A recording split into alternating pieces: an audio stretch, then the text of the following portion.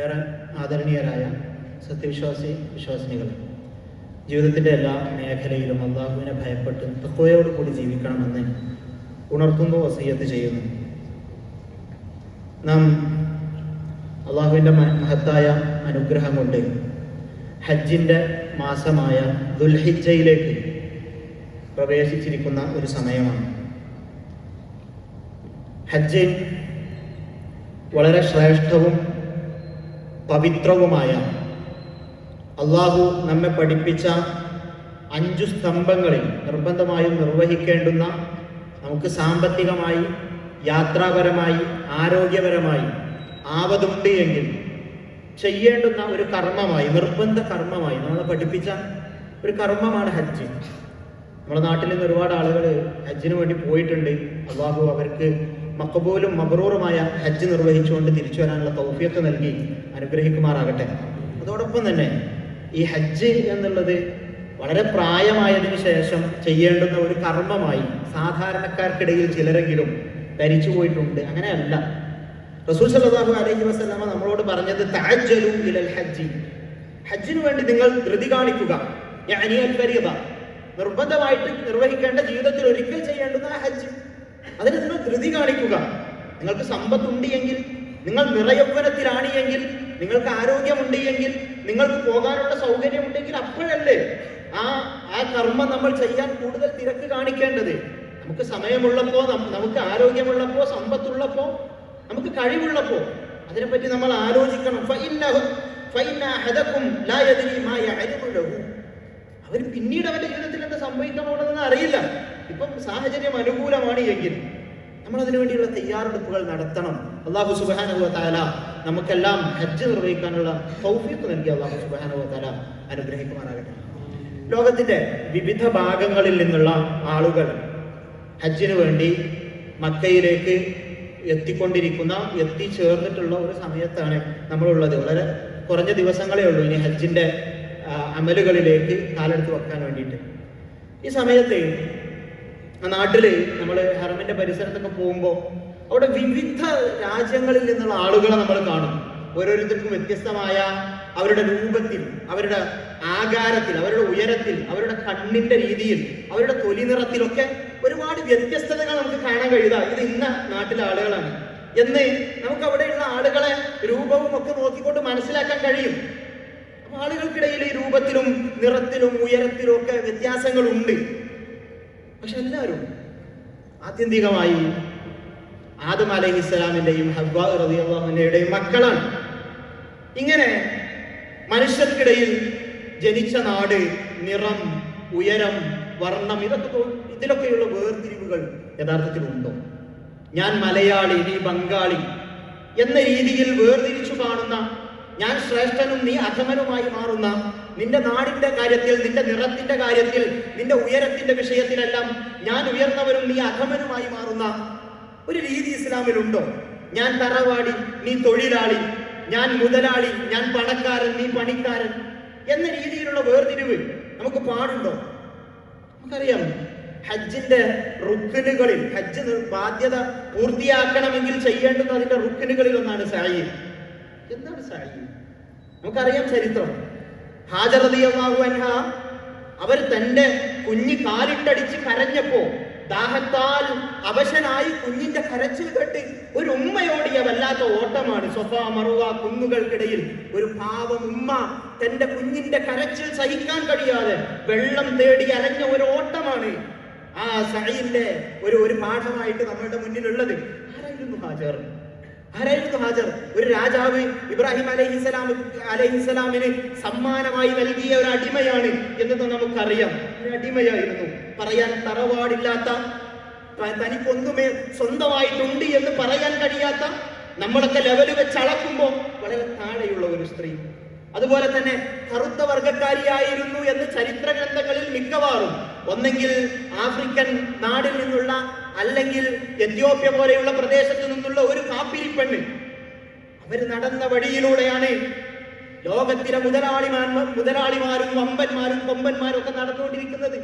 എന്ത് വേർതിരിവാണ്! ഈ നിറത്തിന്റെ, വർണ്ണത്തിന്റെ ഒക്കെ പേരിലുള്ള എന്ത് വേർതിരിവാണ്! ഒരു വേർതിരിവും ഇസ്ലാം നമുക്ക് പഠിപ്പിച്ചു തന്നിട്ടില്ല. മനുഷ്യനെ മനുഷ്യനായി കാണുവാനുള്ള അറിവാണ് ഇസ്ലാം നമുക്ക് പറഞ്ഞു തന്നിട്ടുള്ളത്. ഇന്ന സ്വഫാ വൽ മർവത മിൻ ശആഇരില്ലാഹ് ഫമൻ ഹജ്ജൽ ബൈത അവ ഇഅ്തമറ ഫലാ ജുനാഹ അലൈഹി അൻ യത്തവഫ ബിഹിമാ എന്ന് ഖുർആൻ പ്രഖ്യാപിക്കാണ്. സ്വഫയും മർവയും അല്ലാഹുവിന്റെ അടയാളങ്ങളിൽപ്പെട്ടതാണ്. ആരെങ്കിലും ഹജ്ജും ഉംറയും ചെയ്യുന്ന സമയത്ത് അതിന് ഇടയിലൂടെ സഅയ് നടത്തുന്നതിൽ കുറ്റമില്ല.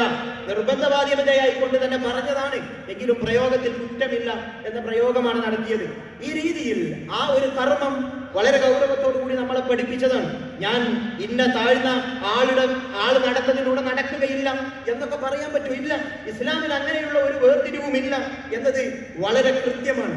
ഇത് മനുഷ്യ സമത്വത്തിന്റെ വലിയ സന്ദേശം ഹജ്ജ് നമുക്ക് പകർന്നു തരുന്നുണ്ട്. നമ്മളൊന്ന് ആലോചിച്ച് നോക്കാം.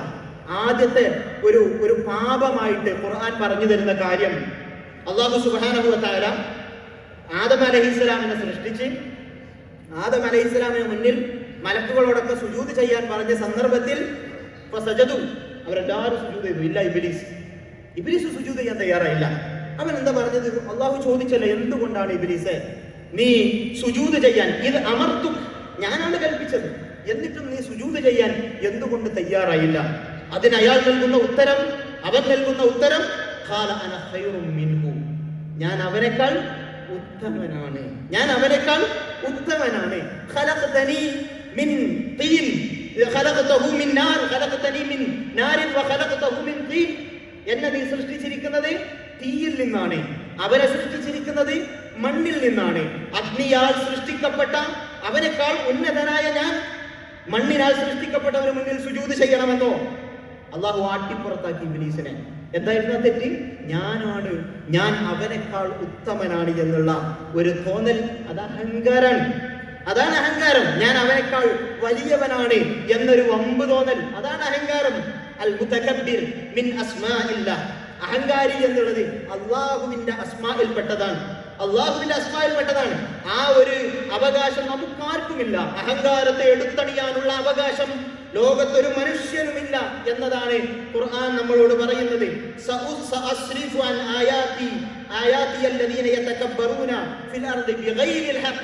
യാതൊരു ന്യായവുമില്ലാതെ ഭൂമിയിൽ അഹങ്കരിച്ചു നടക്കുന്ന ആളുകളെ നാം നമ്മുടെ ദൃഷ്ടാന്തങ്ങളിൽ ആയത്തുകളിൽ നിന്ന് തിരിച്ചു കളയും, തെറ്റിച്ചു കളയും എന്ന് അല്ലാഹു സുബ്ഹാനഹു വ തആല നമ്മളോട് ഓർമ്മപ്പെടുത്തിയതാണ്. മനുഷ്യനോട് അല്ലാഹു ചോദിക്കുന്നുണ്ട്, മനുഷ്യ നിനക്കൊരു കാലഘട്ടമില്ലായിരുന്നു? ഹൽ അതാ അലൽ ഇൻസാനി ഹീനും മിനദ് ദഹരി ലം യകുൻ ശൈഅൻ മദ്കൂറ.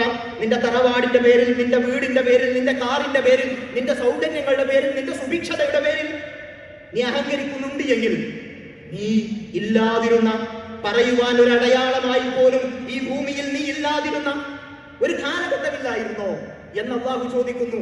ഇന്നാ ഖലഖനൽ ഇൻസാന മിൻ നുത്ഫത്തിൻ അംശാജിൻ, കൂടിച്ചേർന്നുണ്ടാകുന്ന ബീജത്തിൽ നിന്ന് ഞാനാണ് മനുഷ്യ നിന്നെ രൂപപ്പെടുത്തിയത്.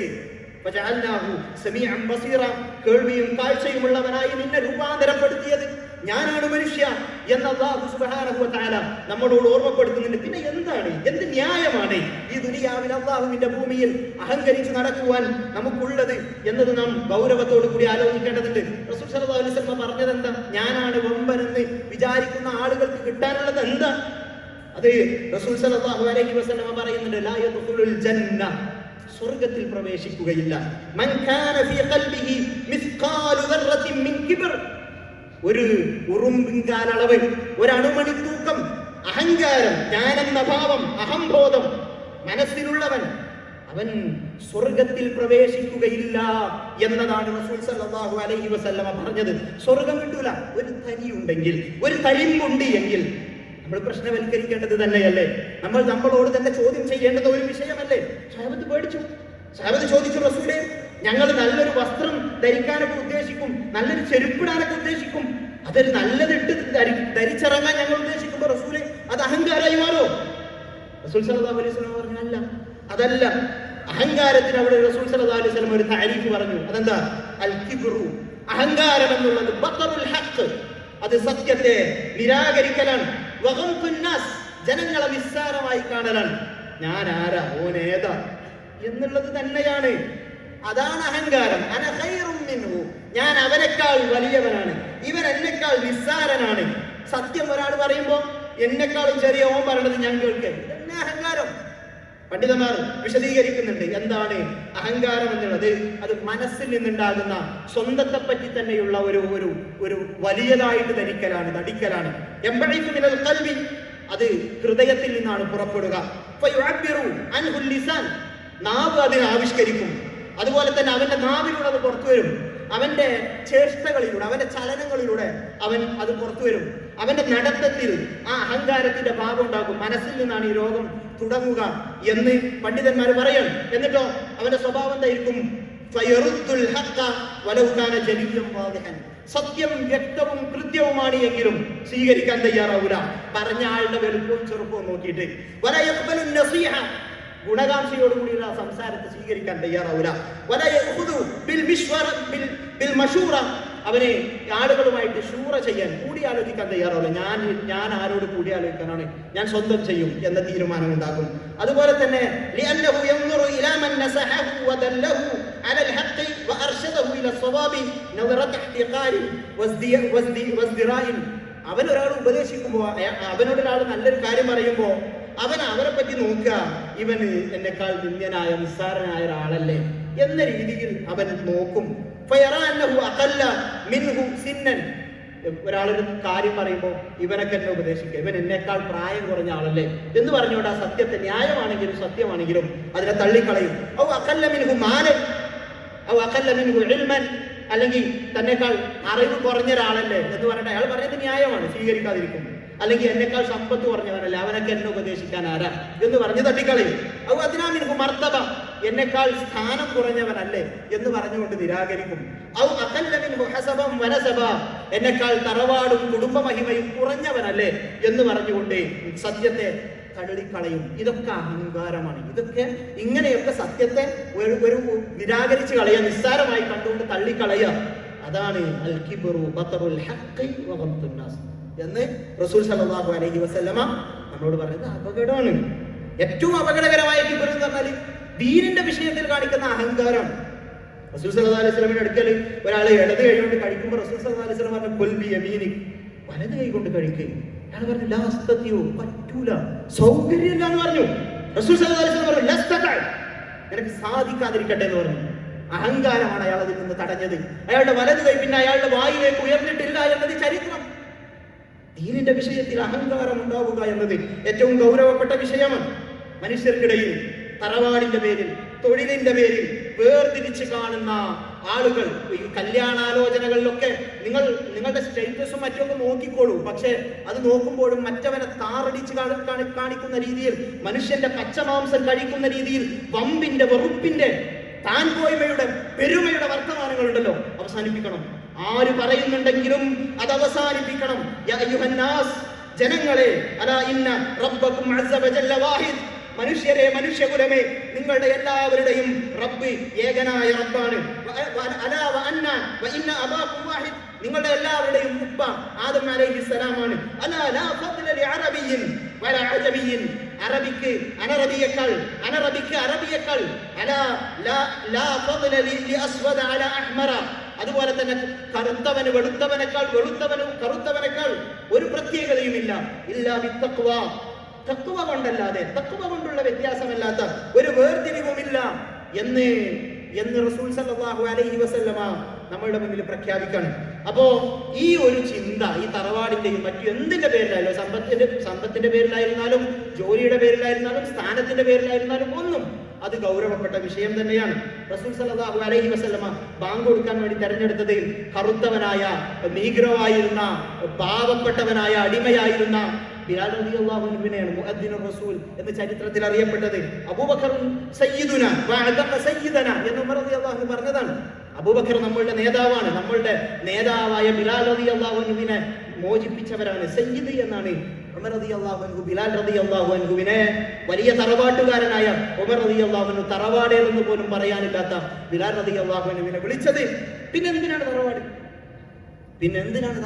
തറവാട് കൊണ്ട് ആവശ്യമുണ്ട്. അത് ഖുർആൻ പറഞ്ഞു തരുന്നതാണ്. യാ അയ്യുഹന്നാസ്, മനുഷ്യരെ, ഇന്നാ ഖലഖനാകും മിൻ ദക്കരിൻ വ ഉൻസ, നിങ്ങളെ ഞാൻ ഒരു ആണിൽ നിന്നും ഒരു പെണ്ണിൽ നിന്നുമാണ് സൃഷ്ടിച്ചിരിക്കുന്നത്. വജഅൽനാകും ശുഊബൻ വ ഖബായില, നിങ്ങളെ പല വിഭാഗങ്ങളും ഗോത്രങ്ങളും ഒക്കെ ആക്കി മാറ്റിയിട്ടുണ്ട്. എന്തിനു വേണ്ടിയിട്ടാ? ലിതഅറഫു, നിങ്ങൾക്ക് തിരിച്ചറിയാൻ വേണ്ടിയിട്ട്. ഇതാരാണ്? അത് ഇന്ന കുടുംബത്തിലെ ഇന്നയാളുടെ മകൻ ഇന്നയാൾ. ഇതാരാണ്? അത് ഇന്ന തറവാട്ടിലെ ഇന്ന കുടുംബത്തിലെ ഇന്നയാൾ. ലിതഅറഫു, നിങ്ങൾ പരസ്പരം തിരിച്ചറിയാൻ. നിങ്ങൾക്ക് അഹങ്കാരം കാണിക്കാനുള്ളതല്ല, നിങ്ങൾക്ക് പെരുമ കാണിക്കാനുള്ളതല്ല, നിങ്ങൾക്ക് വമ്പ് കാണിക്കാനുള്ളതല്ല. ഇന്ന അക്രമക്കും ഇൻദല്ലാഹി അത്ഖാകും, അല്ലാഹുവിന്റെ അടുക്കൽ നിങ്ങളിൽ ഉന്നതൻ നിങ്ങളുടെ തൊലി നിറത്തിൽ, ആകാരത്തിൽ, സൗന്ദര്യത്തിൽ, തറവാട്ടിൽ, സമ്പത്തിലൊന്നും ഉയർന്നു നിൽക്കുന്നവനല്ല. അത്ഖാകും, നിങ്ങളിൽ നിന്ന് തഖ്വയുള്ളവരാണ് എന്ന് ഖുർആൻ നമ്മളോട് പറയണം. നമ്മുടെ മനസ്സുകളിൽ രണ്ട് വിഭാഗങ്ങളാ മാത്രമായി മാറണം. മനുഷ്യർ രണ്ട് വിഭാഗങ്ങളാകണം. രണ്ട് വിഭാഗങ്ങൾ. അത് റസൂൽ സല്ലല്ലാഹു അലൈഹി വസല്ലം പറഞ്ഞു തന്നതാണ്. മനുഷ്യരെ, നിങ്ങളിൽ നിന്നുള്ള ഈ ജാഹിലിയ്യത്തിന്റെ കുടിപ്പകകളും ഈ വെറുപ്പുമെല്ലാം അല്ലാഹു ഇല്ലാതെയാക്കിയിരിക്കുന്നു എന്ന് പറഞ്ഞുകൊണ്ട് നിങ്ങളുടെ പിതാക്കന്മാരുടെ പറ്റിയുള്ള പെരുമ നടിക്കൽ ഇല്ലാതെയാക്കിയിരിക്കുന്നു എന്ന് പ്രഖ്യാപിച്ചുകൊണ്ട് റസൂൽ സല്ലല്ലാഹു അലൈഹി വസല്ലം പറയാണ്, ഫന്നാസു റജുലൻ, മനുഷ്യർ രണ്ട് വിഭാഗമാണ്. റജുലുൻ ബർറുൻ തഖിയ്യുൻ കരീമുൻ അലല്ലാഹ്, ഒന്ന് പുണ്യവാനായ, തഖ്വയുള്ളവനായ, മാന്യനായ, അല്ലാഹുവിന്റെ അടുക്കൽ മാന്യനായ മനുഷ്യൻ, നല്ല ആളുകൾ. പിന്നെയോ വഫാജിറുൻ ശഖിയ്യുൻ ഹയ്യുൻ അലല്ലാഹ്, തമ്മാടിയായ, നിന്ദ്യനായ, അള്ളാഹുവിന്റെ അടുക്കൽ നിന്ദ്യനായിട്ടുള്ള മനുഷ്യൻ, മോശപ്പെട്ട ആളുകൾ. ഇങ്ങനെ രണ്ട് വിഭാഗീയ മനുഷ്യരിലുള്ളൂ. ഒന്ന് നല്ല ആളുകൾ, മറ്റൊന്ന് മോശം ആളുകൾ എന്ന രീതിയിലായിരിക്കണം. വന്നാസു ബനു ആദം, മനുഷ്യരെല്ലാം ആദം നബിയുടെ മക്കളാണ്. വഖലഖല്ലാഹു ആദമ മിൻ തുറാബ്, നീ നിന്റെ തറവാടിനെ തിരഞ്ഞ് ചികഞ്ഞു പോയാൽ ആദം അലൈഹിസ്സലാമിലേക്ക് എത്തും. ആ ആദമാകട്ടെ മണ്ണിൽ നിന്നുള്ളവനാണ്. നിങ്ങളുടെ തറവാട് മണ്ണാണ് മനുഷ്യരെ. നിങ്ങൾ മടങ്ങിപ്പോകാനുള്ളത് ആ മണ്ണിലേക്കാണ് എന്ന്, അതിൽ നിന്ന് തന്നെയാണ് പുനരുത്ഥാനം ഉണ്ടാവുക എന്നത് നമ്മളെ റസൂൽ സല്ലല്ലാഹു അലൈഹി വസല്ലമയും ഖുർആനൊക്കെ പഠിപ്പിച്ചതാണ്. വമാ തവാലഅ അഹദുൻ ലില്ലാഹി ഇല്ലാ റഫഅഹുല്ലാഹ്, ഒരാൾ അല്ലാഹുവിന് വേണ്ടി അയാൾ വിനയം കാണിച്ചാൽ, എന്തൊക്കെ അധികാരമുണ്ടായിക്കോട്ടെ, സമ്പത്തുണ്ടായിക്കോട്ടെ, തറവാടുണ്ടായിക്കോട്ടെ, മറ്റെല്ലാ സൗകര്യങ്ങളും ഉണ്ടായിക്കോട്ടെ, ഞാൻ പടച്ചവന്റെ ഒരു അടിമയാണ് എന്ന ബോധത്താൽ, എനിക്ക് കിട്ടിയതെല്ലാം അല്ലാഹുവിൽ നിന്നുള്ള വരദാനമാണ് എന്ന ബോധത്താൽ ഞാനൊന്നുമല്ല എന്ന് മനസ്സിലാക്കുന്ന മനുഷ്യൻ, നമ്മൾ ചെറുതാകുമ്പോൾ അല്ലാഹു നമ്മളെ ഉയർത്തുമെന്ന്, നമ്മൾ വമ്പ് കാണിക്കുമ്പോൾ അല്ലാഹു നമ്മെ നിന്ദിക്കുമെന്ന് ഹദീസുകൾ നമ്മളെ പഠിപ്പിക്കാണ്. അഹങ്കാരത്തെ കുടഞ്ഞെറിയുവാൻ നമ്മളെല്ലാവരും തയ്യാറാവുക. അല്ലാഹു തൗഫീഖ് നൽകി അനുഗ്രഹിക്കുന്നു.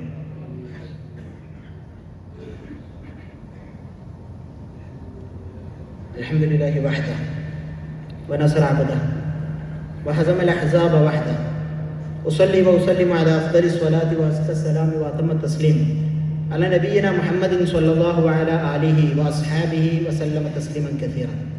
ഒരിക്കൽ കൂടി അല്ലാഹുവിനെ ഭയപ്പെട്ട് തഖ്വയോടുകൂടി ജീവിക്കണമെന്ന് ഉണർത്തുന്നു, വസിയത്ത് ചെയ്യുന്നു. നമുക്കറിയാം, ദുൽഹിജ്ജ 9 അത് യൗമു അറഫയാണ്. അറഫ ദിനത്തിൽ റസൂൽ സല്ലല്ലാഹു അലൈഹി വസല്ലമ നമ്മളെ പഠിപ്പിച്ചൊരു കാര്യമുണ്ട്. അന്ന് നോമ്പ് നോൽക്കണം എന്ന് പ്രവാചകൻ സല്ലല്ലാഹു അലൈഹി വസല്ലമ പറഞ്ഞതാണ്.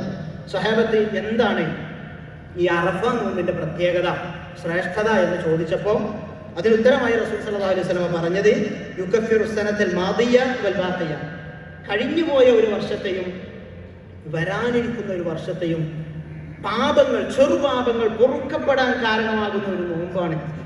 ജീവിതത്തിൽ എപ്പോഴൊക്കെ എന്തൊക്കെ മിസ്റ്റേക്കുകൾ വന്നു പോകുന്നുണ്ട്. മനുഷ്യരല്ലേ, കുറവുകളുള്ളവരല്ലേ, സംഭവിക്കാറുണ്ട്. അപ്പൊ ഈ അറഫ നോമ്പ് അത് അതിനുള്ളൊരു പരിഹാരമാണ് എന്ന് റസൂൽ സല്ലല്ലാഹു അലൈഹി വസല്ലം പറഞ്ഞു വരുമ്പോൾ അതിന്റെ ശ്രേഷ്ഠതയെ ഉൾക്കൊണ്ടുകൊണ്ട് ആ നോമ്പിനെ അനുഷ്ഠിക്കാൻ നമ്മൾ തയ്യാറാകേണ്ടതുണ്ട്.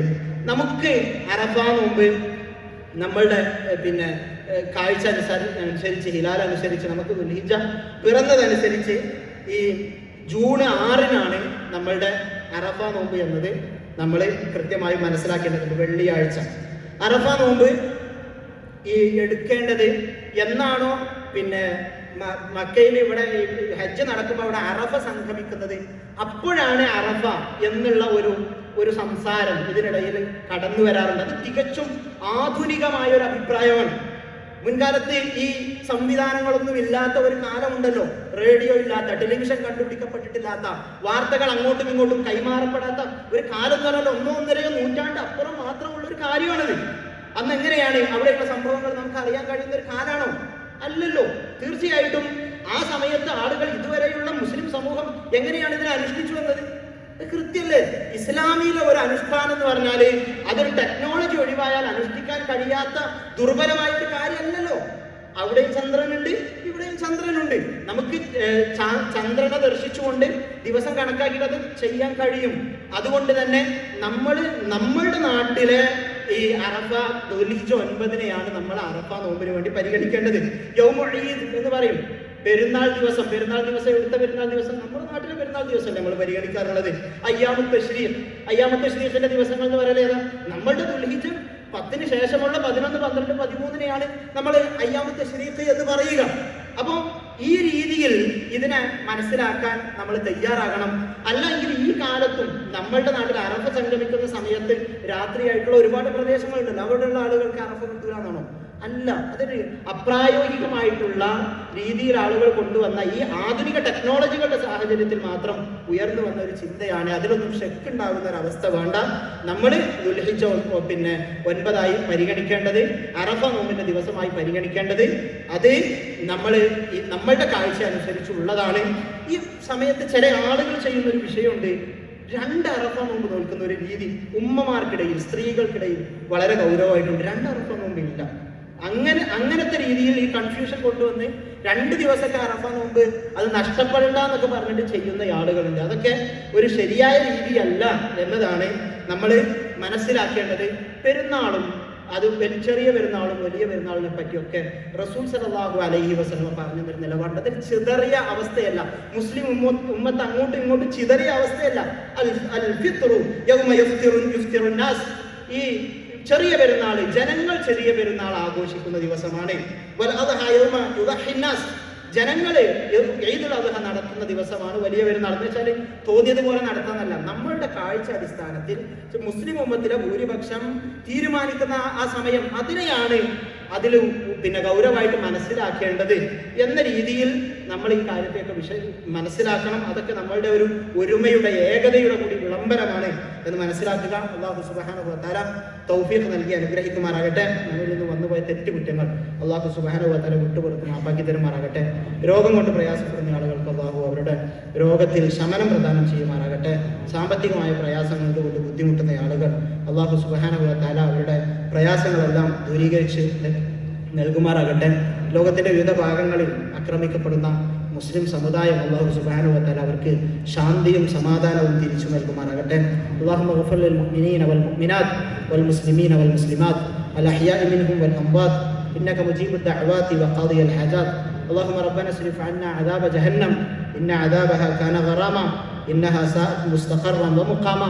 اللهم أعز الإسلام والمسلمين وأذل الشرك والمشركين. اللهم أعز الإسلام والمسلمين وأذل الشرك والمشركين. اللهم دمر أعداءنا وأعداءك وأعداء الدين. اللهم دمر أعداءنا وأعداءك وأعداء الدين. اللهم ربنا هب لنا من أزواجنا وذرياتنا قرة أعين واجعلنا للمتقين إماما.